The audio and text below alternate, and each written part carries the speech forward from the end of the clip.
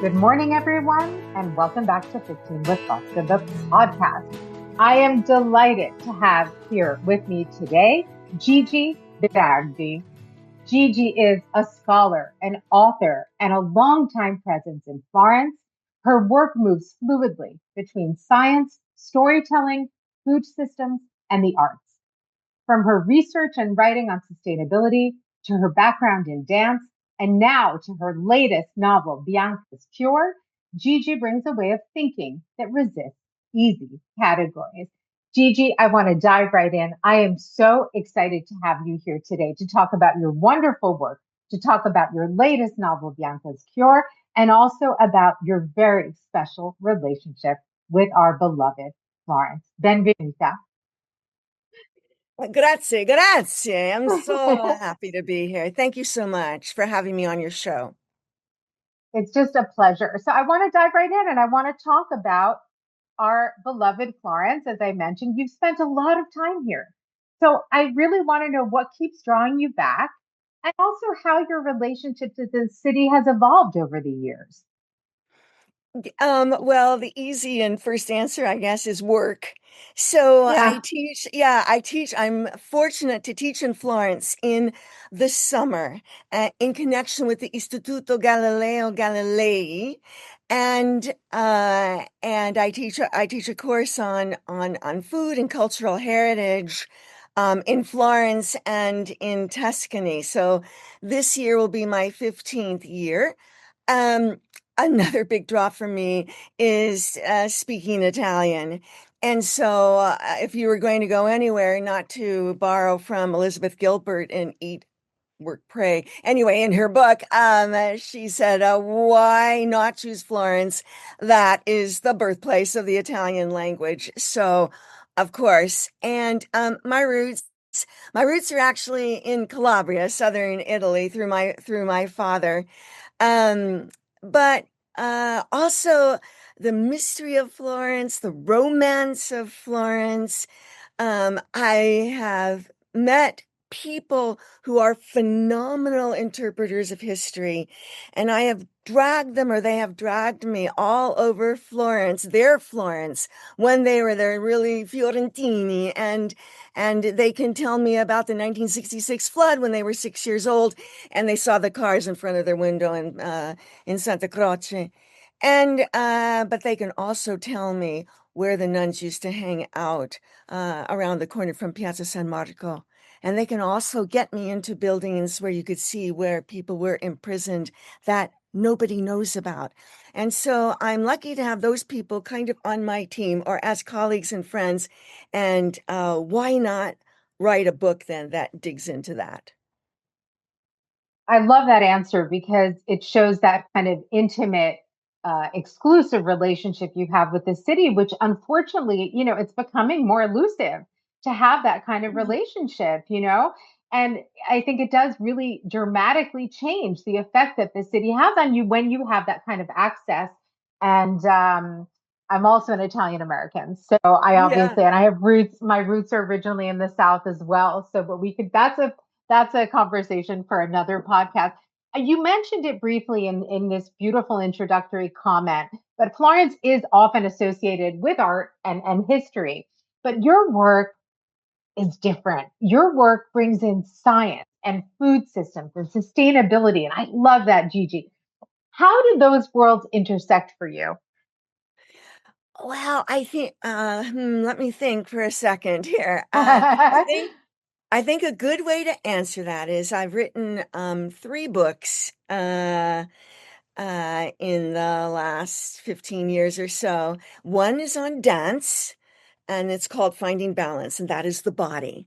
And another is on food, and it's called Food Wise, and that is about the mind. It's about food Mm. choices and digging into that. And then the other is on spirit.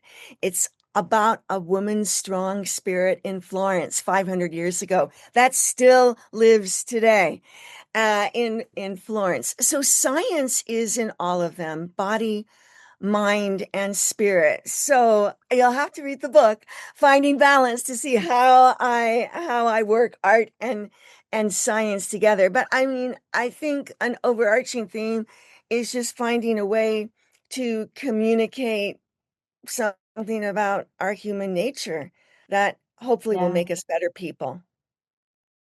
Oh, yeah, 100%. And I want to say your book sounds so intriguing, and I already apologize to you that I have not read it, but I promise by the time we meet later this month, I will have read it because I want to talk about it with you more. So let's go there. Let's talk about your latest novel, Bianca's Cure. It centers on a woman scientist in Renaissance Florence. What sparked the story? Well, it was the Medici in general, I have to say. So Mm, obviously, if you've spent more than a half hour in Florence, you know that it is dripping. It is full of the Medici, who helped kind of literally carve that city in both centuries, 15th and 16th. And so I was interested in their alchemy, which was a thing if in the Medici lineage of the 1500s. I was interested in their alchemy and occult science because I mm, myself study Goethean science at the Goetheanum uh, in um, in Dornach, Switzerland, and I have for 20 years or 25 years. So it's a kind of phenomenology and observation-based science, and it is like alchemy. And so I thought, mm. I wonder if I have a different way of looking at this because of my experience in phenomenology and I don't know, alchemy, if you will, I guess. Um, and so I was interested in Francesco and of course, the great love of his life, Bianca Capello. I guess I could have written about Cosimo, but I started to write about Francesco. And because I also related to Francesco a little bit, terrible ruler, but really loved his work. And all he wanted was a little room, which he got in Palazzo Vecchio, uh, Hmm. studiolo, but also in, of course, the casino near St. Mark's Square. And he just wanted to be left alone and work. And I relate to that. I have my own little writing cabin and I'm interested in so many different things. And when I'm alone and by myself and my imagination opens up and that's my classroom. But I had written 100,000 words and then I had colleagues read it and they said, Gigi, this is a 100,000 word Wikipedia article. It's not very interesting. So Hmm. I tossed out 100,000 words, and what I was left with was Bianca. So I had told the story from the perspective of Francesco, a male, and I rewrote the book from the standpoint of Bianca. And she was very fascinating to me. But about that time, also, about that time, I was crossing the square with a really good friend, Anna Maria Gigante, who's going to be at the British Institute too.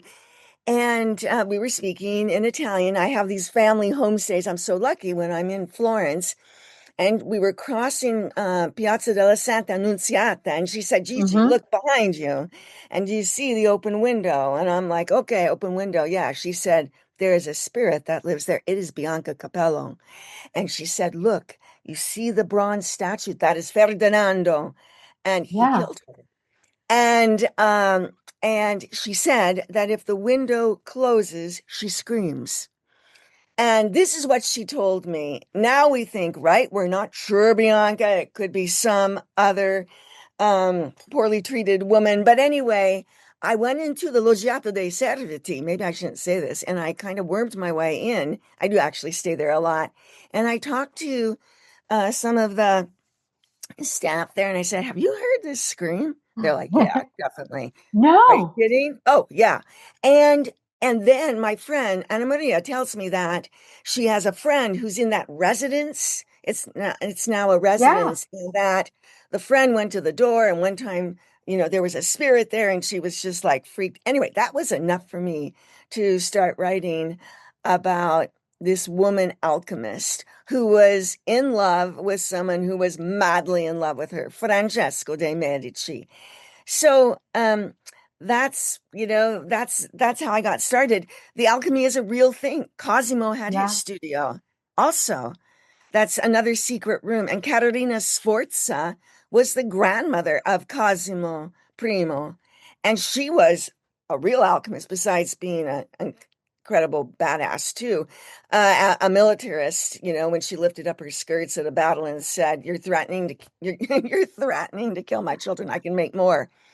Well, she also made a book of alchemy of recipes, and that is actually there's a thinly veiled reference to that in the book. So Cosimo grew up with this. Francesco definitely grew up with this, and so yeah, it was interesting for me to try and tell the story a different way from Bianca's perspective. And there's women in Venice. Meredith Oh, Ray wrote yeah. a book for Harvard University Press called Daughters of Alchemy. Even the word that I chose, which cortese in the book, is an anagram for segreto, for secret in Italian. And sure enough, there actually was a family. And Bianca's father, we know from my phenomenal interpreters, had a very big interest in sick houses. So there was this aura about her. And then when Francesco gave her Eleonora's room, she had a room of her own to do her work.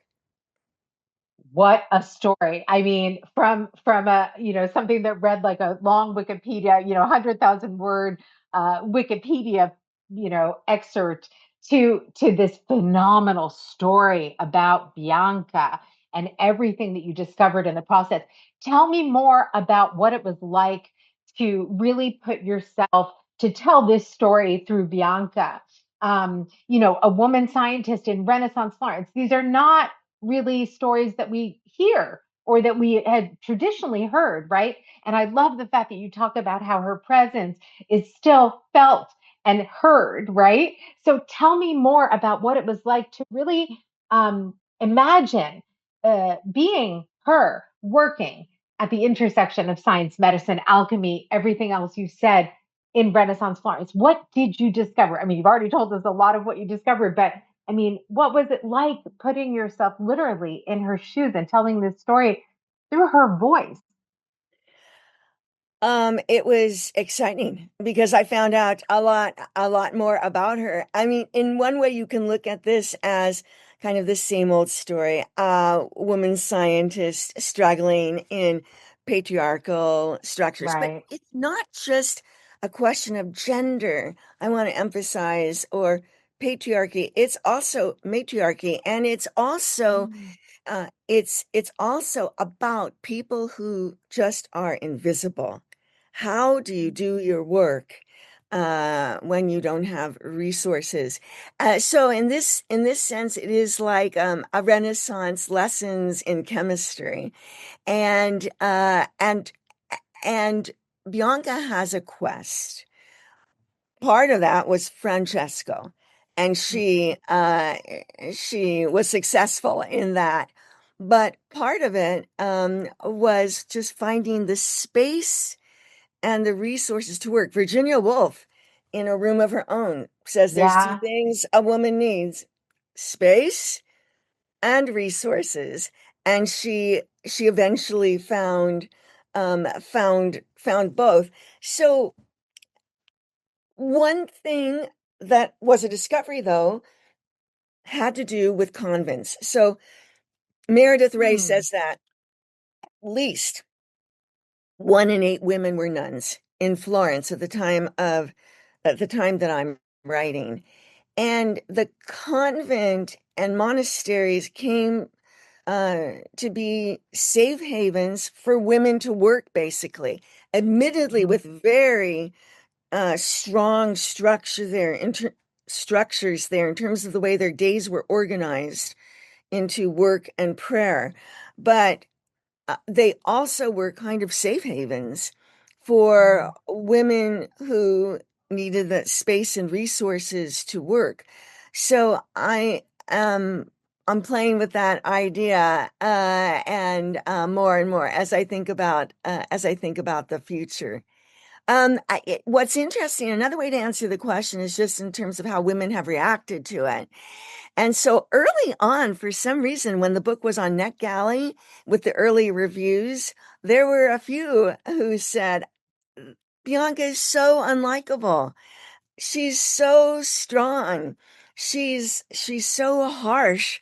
And my reaction to that was, Really? Every woman I know is like this. And Yeah. in fact, a number of women scientists have kind of rallied around the book and said this is shockingly the same kind of story that we see today.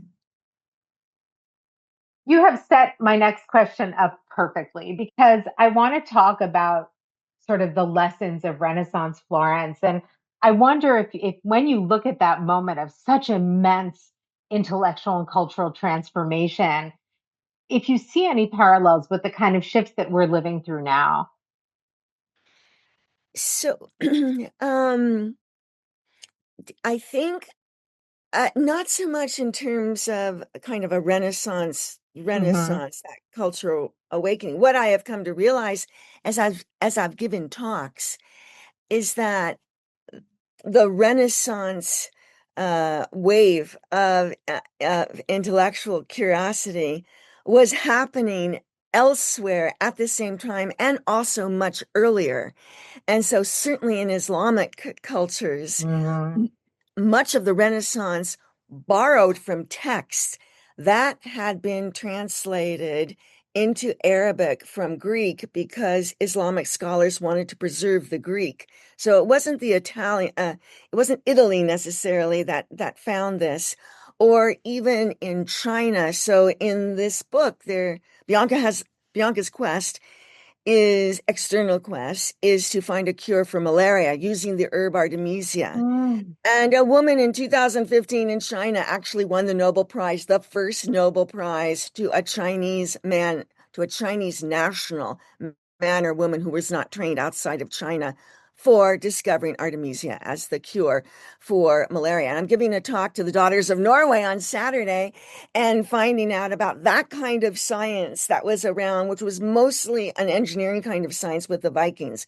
So mostly what I found is it's really not successful to have kind of an isolationist attitude about the Renaissance per se, as much as I love Florence, the so-called birthplace of the Renaissance. But I think what is a common thing today is the idea of hiding your science. And I know now, literally, with our current administration, but I think to a certain extent, I mean, we'd have to kind of talk about specifics, but Mm. that is a theme that we still see today. Yeah, I think, yeah, I have to agree. Unfortunately, I do have to agree. I'm fascinated by all of these. I think the way you just spoke about the Renaissance in Florence and what was happening elsewhere before, et cetera, really speaks to the diversity of your thought process and your output. And I want to talk about that, Gigi, because you do move between academic writing and fiction. And I really am curious to know how your approach to storytelling shifts across these different forms. So I needed a completely different approach for fiction. My other work is creative nonfiction. And I actually used a technique from Susan Sutcliffe Brown, Hmm. who I met at a writing conference. And it's a voice exercise, it's like literally a voice or a tone exercise. And so Mm. I had to get into Bianca's head. The book is written in third person, but it is from Bianca's point of view. And so what happens is you take an event. So Bianca enters a room and everyone in the room is uh, suffering from syphilis. And so then you play with her response. So you write that paragraph or two paragraphs from different tones while keeping the same general idea. So, for example, horror, fear, passion, surprise, and you write, and then you choose what makes sense, what feels right from her perspective. You have to really get into the persona and then keep it throughout the book. And the book is actually translated into Italian. It came out this week. And I had an Italian editor, and we worked on the translation together. And I had to convince my Italian editor, who was quite amazing, that we had to stay in the head of Bianca. And in fact, she really would respond this way. No, she wouldn't run, or whatever it was. And so, but doing that really clarified for me how true the words were. It's so clear to me. I mean, we've only met for the first time today. And so perhaps you're always like this. But when you talk about this book, you just light up. And it seems to me, I mean, that writing this book and writing fiction had you've had a great time. Am I right? I mean, it just, your enthusiasm and your love for this subject and your love for this character, and I'm putting that in air quotes, for this figure, is so evident. Did you just have the best time writing this story? Well, I surely did, but also, Yeah. absolutely, but also it's context. So back to your early question, Florence is not a Disneyland, even though people call it that. And for people in Florence, they talk about the Disneyland that it has become. Hmm. That one of the families I stay with used to have a pet shop in one of the side streets off of the Piazza Santa Nunziata, and couldn't compete with Airbnbs that Yeah. have taken over this city. So there's no real Florence people. I mean, not no, but as much as you might expect living in that town, as what's happened with Venice. And I want to say that Disneyland is not a Disney is sorry, I wanted to say that Florence is not a Disneyland because I care so much about the city.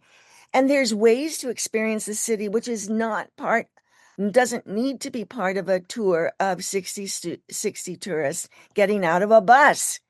You can just Yeah. take the book and highlight the places, or don't even with the book. Just go to my website and get 2 chapters. You just download them and you can see the places that we're talking about and how it is that you can put together who went where with whom by just knowing and appreciating the geography of the city.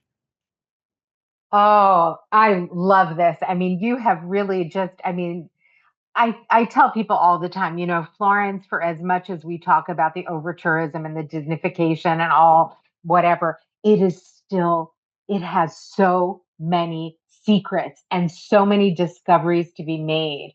So your book, you just mentioned it casually, but there is some sort of a guide, if you will, in the book? Yeah, so this is what I've done.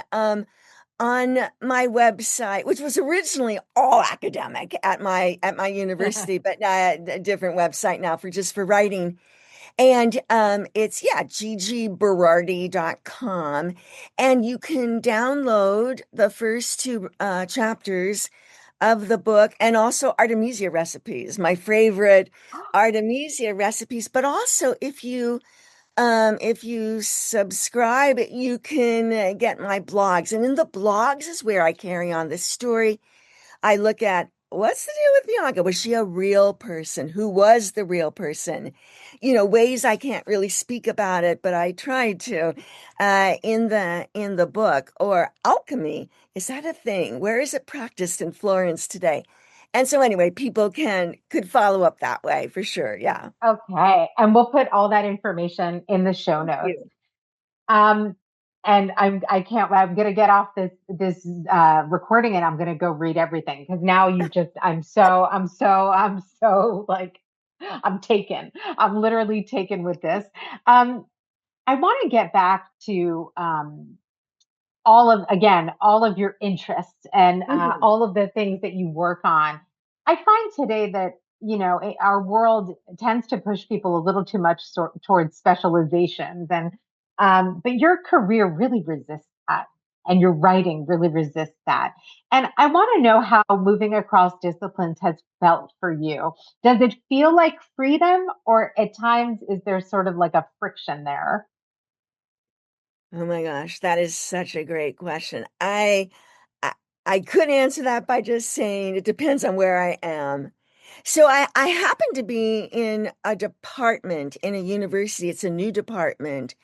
It is the Department of Urban and Environmental Planning and Policy, if you can believe that. But they know and appreciate and celebrate my book on Bianca because they see it as accessing a diversity of perspectives in science, with this phenomenological approach. They like that. They welcome different ways of knowing, and also they very much welcome making visible invisible voices.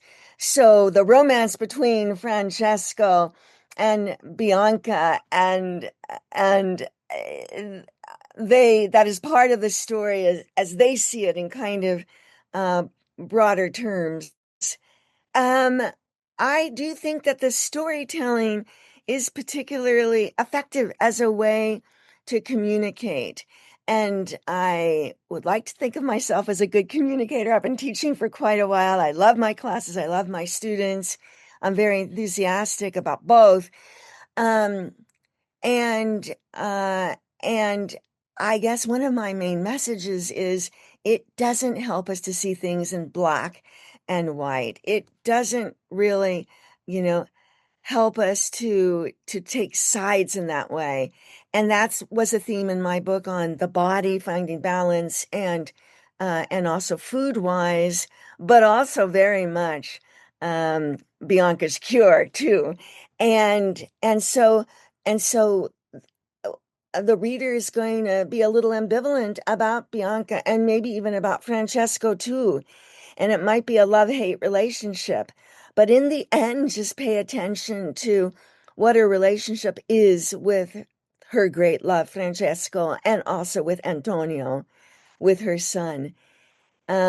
So yeah, so the reader has to work a little bit, and I love that. But I think at the end, people can appreciate a complex character because that's what we all are. Yeah, we really are. We really are. So what do you, I mean, let's stay for a second there with the reader. And I like the fact that you talked about this, this, that the reader will have you know, how, I don't even know how to say it, but the reader will be challenged by the book, let's say, which is important, right? And you want the reader to feel and to think and to really understand the human condition. What else do you hope that readers take away from the book? Well, I know I've already talked about this like a broken record, but a great love for Florence and a great love for treasure cities, cities that not just that have not just real treasure, which of course Florence does, Florence does. Yeah. but the people and the place itself, and the people in that place who, even today, or maybe even especially today, are having a hard time expressing their voice. That we need to be travelers, not tourists. And you really lose an opportunity if you look at Florence from a tourist perspective. That it is really important, I guess, one last thing, to get deeply inside of something, because then you are more believable. And if you feel that you've got a message that you want to communicate on that human condition, that's really the only way to proceed. And if I look at environmental writing, we see writing is very powerful. And typically, people are using metaphors, and sometimes and the use of metaphors is very, very effective, but it can be misleading too. So, for Mm. example, the idea of the population bomb. That was a really compelling metaphor, but completely inaccurate. And so, and so words are powerful. And Yeah. so we just need to be thoughtful when we use them. I think you're doing a great service to Florence, having written this book. I think what you just said is incredibly powerful, and they should give you honorary citizenship if they have not already. But this is exactly what we need right now. We need this book. So thank you for writing it. And I want to ask you my last question, which is the one that I ask all my guests. But even just getting to know you a little bit, I know it's going to be a phenomenal answer. What's next for you, Gigi? Well, I mentioned the monasteries. So I don't know. I'm toying. I've started really thinking about kind of a 15th century, the name of the rose, but with women, and I am when I'm in Florence in a couple of weeks, I am going to go to Vallombrosa. It's a Benedictine abbey, and just start getting some ideas and even perhaps what happens next with Bianca. Well, you said it, but I was thinking it. And you're going to have to come back on the podcast to talk about this because now you piqued my curiosity even more. I would love to see a second Bianca book, but I love what you just said. And I think that there's a great story in there, Gigi. There's another great story. Well, there is, and it's for Florence um, residents such as yourself, Florence people, and for people who are just visiting Florence, and that is the book does take on the um, story, the narrative that Francesco and Bianco died at Poggio a Caiano uh, on the same day, or at least within a few days of each other. And French from a scientific perspective, this is interesting because poor Francesco, his body or his remains have been exhumed from the Chapel of the Princes, from their tombs, the Medici tombs, at least twice, looking for traces of arsenic and also malaria parasites, trying to answer the question, did he die? Did they die from arsenic poisoning? And the likely candidate for that was Ferdinando, his youngest brother. Or perhaps there was a problem with a cake that was made, and there is that story too, or of malaria. And of course, this is Bianca's quest in the book. And in fact, Stefano Corazzini, who's a good colleague, he has written the nonfiction version of my book. So A Duke in Love in Italian and in English. And I saw that book in Palazzo Vecchio one day, and I thought, I need that book. It was in Italian. And I bought it and read it. And then I said at Palazzo Vecchio, I said, where is this Stefano Corazzini? Oh, he's a docent. Oh, and they gave me his contact information. Wow. And we met on the Piazza del Signoria and outside of Palazzo Vecchio, and we talked for 3 hours. He now is such a good colleague. He teaches the last 4 days of my program in his native Maremma, and Wow. we visit craft breweries powered by geothermal power, and just go to visit the Buteri, the cowboys, in the national park, carrying on this hundreds year old tradition. And so anyway, we became close friends. And so he has written this book, and I used it and used him, worked with him to just double check every single thing I wrote. Could this have happened, Stefano? You say they die, but I say blah blah blah blah. And also with another colleague too. But Stefano became a close friend. And so together, back to Poggio, sorry, That's together, we've okay. been to the little village where supposedly their remains are.